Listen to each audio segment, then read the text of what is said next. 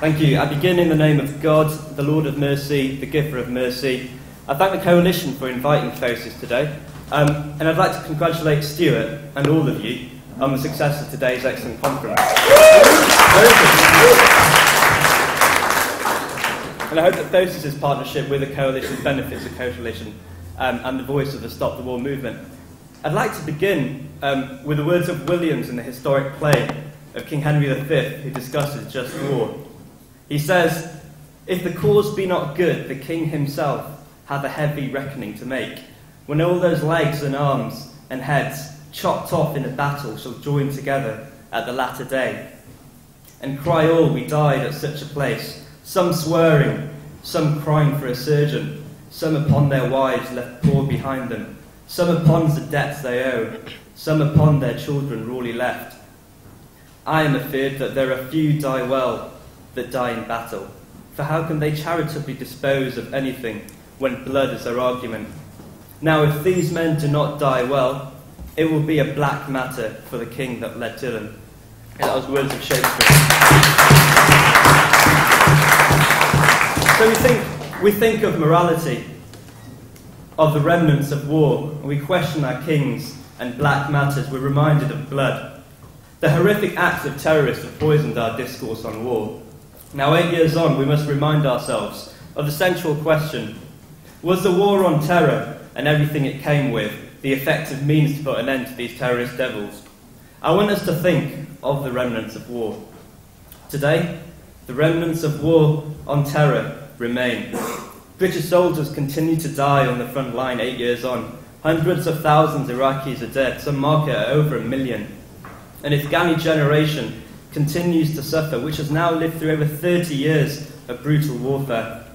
We also have the infrastructure from the war of terror remaining: rendition, Guantanamo Bay, secret prisons. At home too, the war on terror has curtailed our civil liberties and created fear in our communities. We shouldn't disregard the fact that we got Saddam in Iraq, but at what expense has this war come to the Iraqi and Afghani people and to us living in the West? Have we given the Iraqis and Afghanis a solution that they wanted? I want us to question the idea of morality in war today. A story I read recently, you might have heard of this, you probably have, women in Iraq giving birth to babies born malformed because of the deadly substances that years of war have sown in their bodies. Without legs, disformed spinal cords. Why? Due to uranium munitions used by the United States Army. There are many disturbing stories for Iraq that portray a deep sense of the continuing effects of war. The same question of morality beckons when we hear the considered view of the UN, only published last week, how Israeli operations, I quote, "were carefully planned in all their phases as a deliberately disproportionate attack designed to punish, humiliate, and terrorize a civilian population." We need to be deadly worried about morality, Coalition. As a generation with a military capacity to destroy all of humanity, morality cannot ever be compromised. Nor can lack of morality become a norm, even in war. Not by the brutal Israeli government, who justify the collective punishment of Gazan civilians, and not by anyone. Going back to my quote from before, William says, "It will be a black matter for the king that led them to it." So what of our kings? With only months to go ahead of the next general election, and we've heard some great ideas about this already today, we need to ensure that our kings do not forget how we feel about the wars. We need to make our voice heard in Parliament. We need to make morality in war a key policy concern.